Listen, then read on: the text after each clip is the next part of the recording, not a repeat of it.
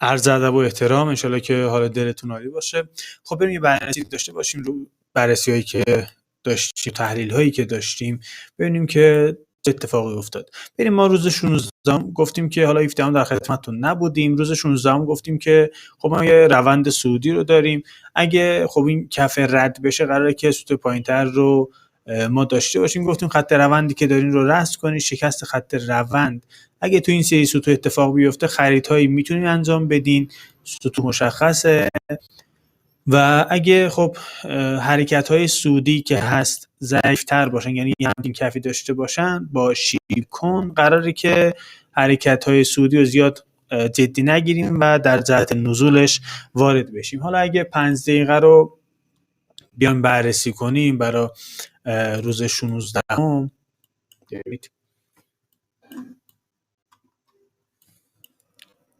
حرکات صعودی که شکل گرفت، برای که خب حالا خط روندمون رو بخوام بشکنن، حالا که اینجا رو ما داشتیم بررسی می‌کردیم ساعت 11:30، از اینجا به بعد می‌بینید که حرکت‌های صعودی بالاخره کف‌های نزدیک رو داشتن و خب این باعث شد که اون حرکت‌های صعود و شکست‌های رو به بالا رو اصلا پذیرا نباشیم و خب دقیقاً همینجا همون اتفاق افتاد. بازم کف‌ها نزدیک‌تر بود و بازم در نزولش میشد تا این تارگت ها باهاش بود. حالا خب شاید این خرید رو گرفتم، میتونه هیچ ایرادی نداره، هیچ اشکالی نداره.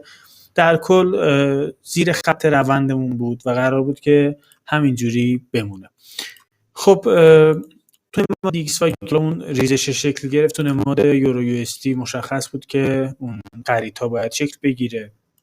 ما بیشتر انتظارمون این بود که بخواد یه حرکت نزولی رو از اینجا شکل بده، یعنی بخواد یه ریزش رو داشته باشه، ولی چون بالای خط روندمون موند و حرکت‌های نزولی برگشتا، چون سقف‌های نزدیک به هم رو داشتن، با شیب کند داشتن عمل می‌کردن، ما حالا خب نمیتونستیم در جهت نزولش وارد بشیم. برای روز 16 اگه بررسی کنیم ببینید که هر حرکت نزولی، هر برگشتی که بود، سقف‌های پایین نزدیک به هم رو میداد، ببینید، و این شکست‌ها رو خیلی ساده میتونستین در جهت خرید قبول کنید. خب نماد USD CAD اگه بخوام بررسیش کنیم ببینید، ای بابا،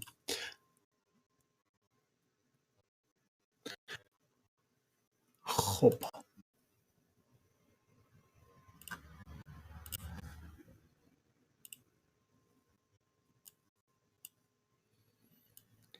نماد USD CAD همچین حرکت نزولی رو تشکیل داده و گفتیم زیر خط روندمون بمونه، در جهت نزولش وارد میشیم و حرکت‌های صعودی اگه این مدلی به هم نزدیک باشن و اینجا مشخص میتونیم وارد معاملات فروش بشیم. اینجا هم خب در کل همون محدوده‌ها کلا مشخص بود.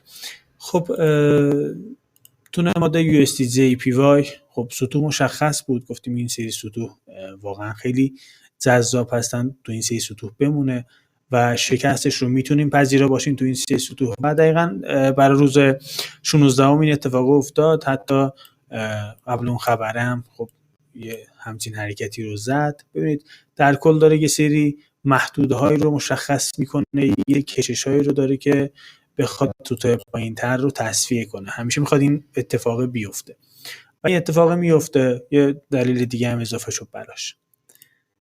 نماد طلا گفتیم تو چرخه صعودی خودش هستش.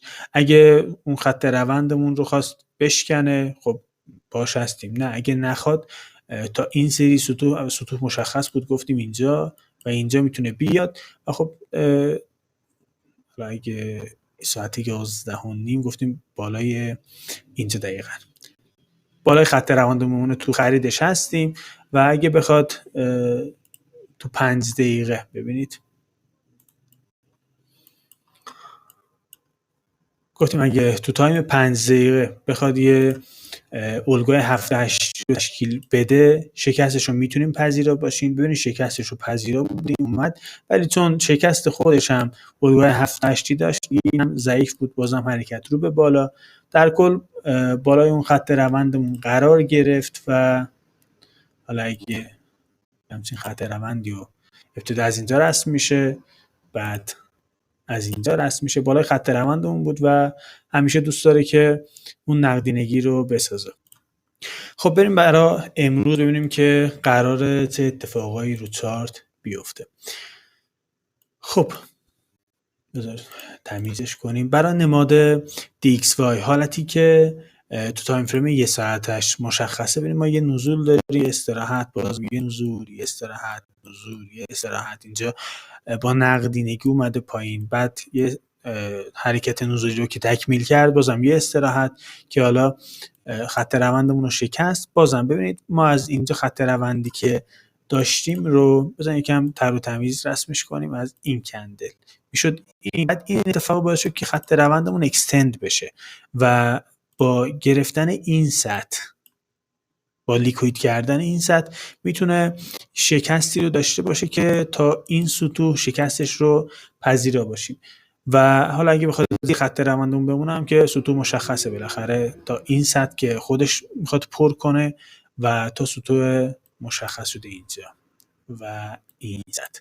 این دو تا سطح براش تو تایم 5 دقیقه میتونید در سطح فروشش باشین. خب نماد یورو یو اس تی رو اگه بخوایم بررسی کنیم، ببینید تو حرکات صعودیش هستش فعلا و ببینید این حرکتی که زده خط روند رو خواسته شیبش رو کند کنه و باعث نزول قیمت بشه و باید براش خط روند نزولی رسم کنید. اگه نزولش ضعیف‌تر بود تارگت ها مشخصه، مخصوصا این تارگت که خیلی جذاب تره. ولی نه اگه بخواد خط روندمون رو بشکنه، چون نقدینگی یه جورایی تأمین شده، بیشتر دوست داره که حرکتش اول رو به بالا باشه بعد رو به پایین. خب یعنی اولویت اولمون حرکت صعودیش هستش، بعد حرکت نزولیش. خب نماد USD CAD تو این حرکتش فعلا مونده، چون داره یه حرکت نزولی تکمیل میکنه. ما این رو تشخیص دادیم، گفتیم که باید خط روند براش رسم کنیم. وقتی خط روند رسم میشه، اگه شکستی رو به بالا اتفاق افتاد، میتونیم از اینجا اگه برگشت‌های ضعیف‌تری داشت وارد معاملات خریدش بشیم تا این سطوح. ولی اگه نه این اتفاق نیفته، فعلا زیر خط روندمون هستش تا این سطح که خیلی جذاب‌تره و این سطح که حالا به شدت مهمه. این دو تا سطح خیلی مهمه. برای نماد USD JPY امروز اصلا توصیه نمی‌کنم وارد معاملاتش بشین. خب میتونه یه همچین حرکت سودی تا اینجا بزنه، ولی توصیه میکنم که حالا به جاش نماد پوند USD CAD، یورو USD رو بررسی کنید و تو 5 دقیقه ورودتون رو تو اونا بزنید. برای نماد USD JPY امروز پیشنهاد نمیکنم ورود بزنید. خب نماد طلا حرکتش رو میخواد این سطح تکمیل کنه، چون یه سطح خیلی مهمی هستش و به نظرم میتونه به این سطح برسه، واکنش نشون بده. این سطح خیلی مهمه، خیلی معتبره و دلیلش هم اینه که حالا ببینید اگه قیمت ها رو بررسی کنید، ساعت ها رو بررسی کنید، معمولا تو ساعت های روند، قیمت های روند اتفاقای زیبایی میفته. حالا این نکته هم داشته باشین. اولا من گفتم که 15 دقیقه یه بار تحرکات زیباتر میشه، یعنی مثلا ساعت 12 و رو 12 و نیم یه رو به یک معمولا تحرکات زیباترن. میتونید تو با تاییدیه گرفتن وارد معاملات بشین. حالا اگه بررسی کنید تو 5 دقیقه یه روزی که حالا اصلا حالا بررسی نکردیم، مثلا اینجا، برای اینکه دیدگاهتون بهتر باشه همین رو انتخاب کردیم. ببینید معمولا تحرکات بزرگ اگه بخوام بررسی کنید میشه مثلا اینجا، میشه اینجا، میشه اینجا، این سطح، بعد حالا این سطح. برین ساعت ها رو بررسی کنید، ببینید اینجا ساعت 12، بعد اینجا ساعت ببینید 15:45 و یکم این ور اون ور میشه، بعضی وقتا 5 دقیقه این ور اون ور میشه. 16:30 نزول خوب، بعد 17:45 و 17:50 یه سطح بالاخره. یا اصلا صبر کنید ساعت 18 از اینجا شروع شده. یا خب مثلا روزهای بعد اگه بررسی کنید نزولایی که خیلی خوب شکل گرفته، مثلا 16:30 میشه اینجا، بعد ریزش ها رو خوب ببینید 17:30 میشه اینجا. بازم ببینید 19 و ربع میشه اینجا، دقیقا این سقف. اینا خب خیلی مهم هستن، باید حواستون به اینا باشه. خب برای نماد طلا گفتم که قیمت 1950 رو، این سطح رو جدی بگیریم، میتونه خیلی خوب بهش واکنش نشون بده. و اینکه خب ببینید یه حرکت صعودی اینجا ما داشتیم، یه اسپایکی زد، یه استراحتی داره انجام میده. ببینید صعود، استراحت، صعود ضعیف‌تر، ببینید صعود ضعیف‌تر و یه نزول. بیشتر دوست که همچین حالتی رو داشته باشه، بره بالا. اگه خب شکست خوبی اتفاق افتاد، سطوح بالاتر مشخصه، یعنی برگشت‌های ضعیف‌تری داشت، سطوح مشخصه، قراره که بره بالا. بیشتر حالا فعلا هدفمون صعود قیمت هستش و انشالله که از این مواد استفاده کنید. سربلند و موفق باشید.